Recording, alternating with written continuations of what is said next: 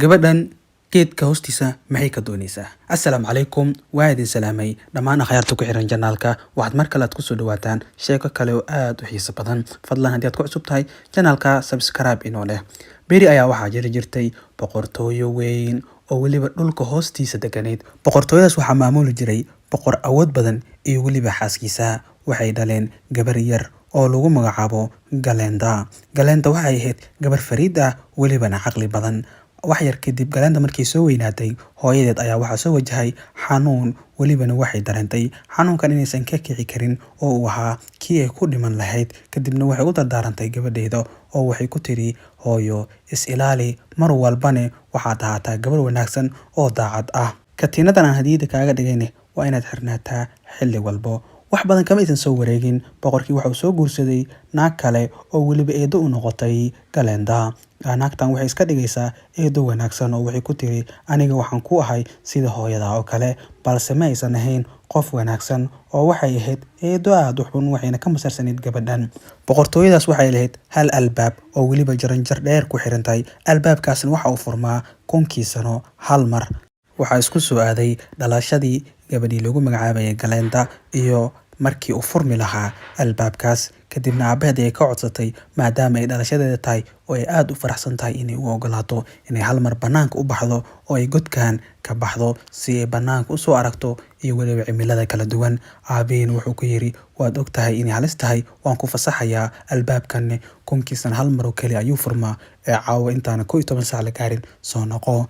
Ayadiina iyadoo faraxsan bay aabaheed daanka ka shumisay, kadibna waxay ku carartay jaranjartii ayadoo weliba koor u sii fuushay ilaa ugu dambeyntii ay banaanka uga soo baxday oo albaabkiiba isfuray. Eedadii oo ahayd mid aad u xun ayaa Jaanis u aragtay, welibana qorshe ayay degtay oo waxay rabtaa gabadhan inaysan ku soo noqon meesha. Qolkeedii ayay soo gashay, welibana waxay soo qabatay cayayaan yar oo ay jecleed, kadibna banaanka ayay ku sii daysay. Gabadhii ayadoo banaanka iska wareegaysa oo weliba iska faraxsan lana yaaban adduunkan nooca kale ah, welibana geedaha quruxda badan iyo xayawaanada kala duwan leh ayadoo iska socota ayaa waxa ka daba yimid cayayaankeedii yara ay aad ku jecleed. Kadibna waxay bilowday inay daba cararto oo ay iska daba cararto cayayaanka. Waqtigii ayaaba ku dhammaaday oo 11 saac waaba la gaaray. Habeen ayayna noqonaysaa, wax ay samayso ayay garan weysay. Way soo carartay, balse nasiib xumo way ka soo gaari weysay, albaabkii ayaana ka xirmay. Way iska oysay gabadhii oo waxay samayso ayay garan weysay. Kadibna waxay go'aansatay inay iska safarto oo weliba wax kale iska raadsato maadaama 1000 sano aysan sugi karin oo aad u dheer tahay. Kadib waxaa ka hor yimid nin iyo xaaskiisa, welibana ahaa kuwa kaymaha qoryo ka soo gurtay. Waxay arkeen gabadhan oo oynaysa. Gabaryahay maxaa kugu dhacay ayay ku yiraahdeen, maxaa kaa qaldan, soo baxayna keen gurigeena ayaan ku geynaynaa. Gabadhii way ka ogolaatay, wayna soo wadeen, waxayna keeneen gurigooda oo ku yaalay meel baadiye ah. Gabadhii guriga markay timaaday waxay dareentay guriga inuu ciriiri yahay, welibana aad u yar yahay, dulufna u yahay, uuna u dhigmin qasrigii ay deganeed. Waxay la sheekaysatay familkii guriga lahaa, waxayna uga sheekaysay arrinkeeda iyo weliba qisadeeda oo inay qasri weyn ay ku noolaa jirtay. Ayagiina wayba ka yaabeen, qasri dhulka hoostiisa ku yaala ah, macquul maahan, balse way aamineen. Ugu dambeyntiina waxay go'aansadeen maadaama aysan caruur lahayn inay weydiistaan inay cunugooda u noqoto oo ay hooyo aabe ay ka dhigtaan, ayadana gabadhoodii ay noqoto. Ayadiina maadaama ay u aragtay dadkan dad wanaagsan, weliba si qurux badan u soo dhaweeyay inay booska aabihii hooyo u buuxin karaan, way xaqiiqsatay, wayna ka ogolaatay oo way aqbashay. Ayada guriga ayay joogtaa oo guriga ayay hagaajisaa. Ayagana waxay aadaan duurka si ay qoryo uga soo guraan, kadibna ay u iibgeeyaan. Galenda waxay ku nooleed nolol raaxo leh, welibana walwal la'aan ah, balse qalbigeedu wuxuu tabayaa qasrigii ay ku nooleed iyo weliba dhulkii ay deganeed. Aabihii ayaa xanuunsaday isagana oo wax firfircooni ah ma uusan muujinaynin. Qasrigiina sidaa waxaa ku kontaroolay oo ku maamuli jiray naagtii uu qabay ee eedada ahayd oo ahayd mid aad u xun. Waxayna ka faa'iidaysanaysaa Jaaniskaas yar oo xanuunsan yahay boqorka. Kadibna dadkii ayay sharciyo kala duwan ku soo rogtay oo weliba canshuur xad dhaaf ayay ka qaadi jirtay ayadoo weliba lacagtaas urursanaysa. Waxaa arrinkii u dulqaadan waayay jaariyad u shaqaynaysay boqorka oo waxay lahayd sirtaas oo ahayd geed yar oo ay waraabin jirtay maalin walbo. Qorshe ayayna ka lahayd. Geedkii ayay biyaha u badisay si uu geedku u weynaado. Geedkii waa u weynaaday, waraabintiina way ku sii wadaa oo weliba geedkii waxa uu noqday mid aad u weyn. Dhulka hoostiisa intuu ka baxay ayuu dhulka korkiisa gaaray. Dadkii bannaanka joogayna waa uu soo jiitay geedkaas oo waaba ay ka heleen geed si degdeg ah ku soo baxay. Arrinkii waxa uu gaaray Galeenta iyo familkii la nooleed. Kadibna Galeenta way soo carartay oo waxay soo aaday geedkii weynaa ee hadda ku soo kordhay dhulka korkiisa. Kadibna way u soo dhawaatay geedkii. Kadibna waxay xaqiiqsatay in geedkan uu ka soo baxay boqortooyadeeda, welibana si kasaa bannaanka loogu soo daayay.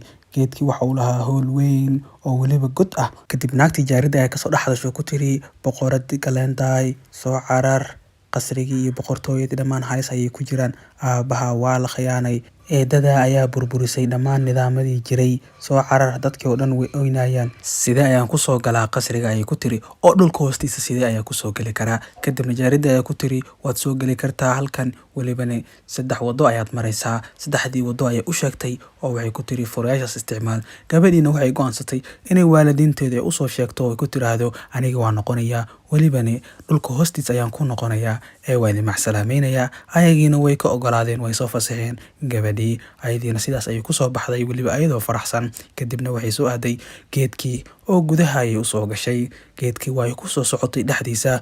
God weyn ayaa ku yaala. Kadibna waxay aragtay albaab weyn, balse albaabka hortiisa waxaa taagan rah weyn oo weliba qofkii u soo dhawaada cunaya. Waxay samaysay ay garan weysay. Kadibna waxay go'aansatay rah wax uu jecel yahay inay u soo raadiso. Bannaanka ayay u laabatay ayadoo weliba soo raadisay baala yaryar oo weliba rah uu aad u jecel yahay.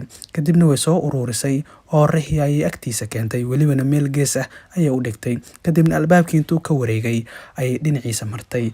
Kadibna waxay heshay furihii albaabka lagu furayay oo uu rakaha ku fadhiyay. Kadibna furiintay soo qabatay ayay albaabkii ku furtay. Albaabkii markii ay furtay waa ay riixday, balse waaba ka dhacday meeshii oo biyo ayayba ku dhexdhacday. Bad weynta ayayba joogtaa. Waxay samaysay mataqaan neefta ayaa ku dhegi rabtay, balse furihii ayaa wuxuu isku bedelay bahal neefta uu ilaalinaya oo qoorteeda ayuu isku duubay. Kadibna sidaas ayadoo neefsan karta ayay badda ku sii quustay si ay albaabada kale u sii gaarto. Waxay aragtay malaay yar oo qurux badan oo meel ku dhagay. Malaaygaasna waxaa soo weeraray libaax badeed aad u weyn, welibana halistiisa wata. Gabadha ayaa aragtay libaax badeedka. Kadibna waxay isku dayaysaa inay malaayga caawiso oo ay badbaadiso, maadaama malaaygu ahaa mid aad u qurux badan oo ay ka heshay. Kadibna dhagax ayay soo qaadatay, welibana aad u weyn. Libaaxii ayayna madaxa uga dhufatay. Intaa kadib libaaxii waa uu ka soo leexday malaaygii. Kadibna waxa uu ku soo cararay gabadhii oo waxa uu rabaa inuu ayada cuno. Galeenta waxay mid aad u caqli badan waxay soo marsiisay luuq yar. Kadibna waa uu ku dhagay luuqii ka baxintuu islahaa. Meeshaas ayayna uga guuleysatay yaxaaskii ama libaax badeedkii. Kadibna waxay u timaaday kalluunkii yaraa oo waxay ka badbaadisay meeshii uu ku dhaganaa. Kadibna way soo raaceen ayadoo weliba la sheekaysatay. Wuxuuna ku yiri, aniga maadaama aad i caawisay oo aad tahay gabar naxariis badan, waxaad ii sheegtaa waxa aad badda ka soo doontay, welibana aad alistaan oo dhan aad u galaysid. Kadibna waxay uga sheekaysay qisadeeda iyo halka ay ku socoto. Kadibna waxa uu ku yiri, waxaas wax weyn maahayn, waa kaa caawinayaa, ha ka walwalin, hadeertaan isoo raac. Albaabkii kale ayuu keenay. Kadibna wuxuu ku yiri, halkan ayaa laga galaa. Albaabka agtiisa waxaa yaalay qolfoofo badeed aad u qurux badan. Kadib kalluunkii yaraa intuu u yimid ayuu 3 mar saynta ku dhuftay. Kadibna qolfooftii way kala furantay. Waxaana halkaa ka soo baxay fure, welibana waa u soo qabtay. Wuxuuna ku yiri, hoo furahan waa inaad ku furtaa albaabkan. Furihii ay qaadatay, albaabkii ayayna furtay. Kadibna markii ay gashayba waxay soo dhex gashay qol mugdi ah, welibana aad u cabsi badan. Qolkii ayay istiri gudaha u gal, welibana dhinaca kale uga bax. Ayadoo weliba wax aan si fiican u arkaynin, hal mar ayaa iftiin imaaday. Waaba eedadeed oo weliba aad u caraysan iyo jaariyadii ay soo afduubatay iyo welibana xayawaan ayada u shaqaynayay oo ay dadka ku dirto. Kadib intay qosashay ku tiri, gabadhii yaraa ayaan eedada u ahaa, bal fiiriya, hadda ka horna bannaanka ayaan ku soo xiray, maantane way ii soo gashay oo waxay rabtaa qasriga inay la maamusho. Taasi macquul maahan, waa inaan ku baabi'iyaa oo aan eber ka dhigaa. Kadibna bahalkeedii ay amar siiso waxay ku tiri, gabadhan dil oo nafta ka qaad. Intuu ku soo booday ayuu rabay hal mar inuu ceejiyo, balse waxaa soo hordhigay naagtii jaariyadda ahayd oo weliba ayada ayuu jugta ku dhuftay. Kadibna waxay u soo qaadatay alwaax yar. Alwaaxii ayuu ka tuuray, wuxuuna rabaa inuu hal mar intuu isku jijibiyo oo uu cuno. Galeenta waa ay argagaxday. Waxay samaysay ay garan weysay, gacanta ay kor u taagtay, balse katiinadii qoorta ugu jirtay ayaa hal mar iftiin intuu ka soo baxay maasa wata, bahalkii oo dhan koronteeyey welibana meesha ka saaray oo waaba uu dhintay bahalkii. Naagtii eedadeedna dhulka ayay ku dhacday, furihii albaabka lagu furayay ayaana ka soo dhacay. Gabadhii intay furihii la soo carartay, eedadiina intay soo kacday bay mindi soo qaadatay, waxayna rabtay inay disho gabadha, balse ayadiina iftiinkii ayaa qabtay, welibana maaseeyay, wayna dhimatay. Galeenda iyo jaariyadiina way badbaadeen ayagoo weliba albaabkii ka baxay, halka eedadiina meeshaas looga tagay ayadoo meed ah.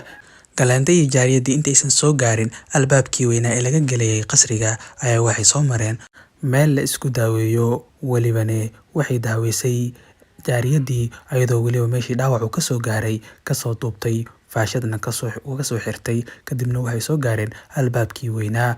Kadib albaabkii ayay gargaraacday, balse cidna umaysan soo jawaabin. Isla markiiba furihii ayaa iftiinay, waxayna u fahantay aniga ayaaba la igu furaahe, halkan igu fur. Kadibna meeshii ayay gelisay, furihiina waxa uu furay albaabkii. Mar alla markii soo gashayba waxay is arkeen boqorkii, aadna waa ugu farxay gabadhiisa. Maalintaa wixii ka dambeeyay, boqorka waxa uu go'aansaday inay qasriga boqorad kale aan la keenin, welibana gabadhiisa ayuu ku yiri adiga ayaa boqorad ah, halkanna adiga ayaa ka talinaya, mar kalena boqorad kale lama keenayo. Kadibna waxa uu siiyey calaamadii boqortinimada oo madaxa ayuu u geliyey taajkii, wuxuuna ku yiri adiga ayaa boqorad ka ah halkan.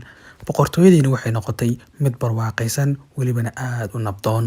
Asxaabta qaaliga, waxaan idinkaga mahadcelinayaa sida quruxda badan aad inoola dhammaysateen sheekada. Waxaan idinka codsanayaa inaad like inoo saartaan, channelkan aad subscribe dhaataan oo aad ku soo biirtaan. Gacmo furan ayaa laydinku soo dhaweynayaa. Waxaan soo gaarnay qaybtii su'aalaha. Su-aasha maanta waxay leedahay, waxaad sheegtaa suuradaha Qur'aanka Kariimka uu ka kooban yahay tiradooda. Waxaad sheegtaa inta suuradood oo Qur'aanka Kariimka uu ka kooban yahay.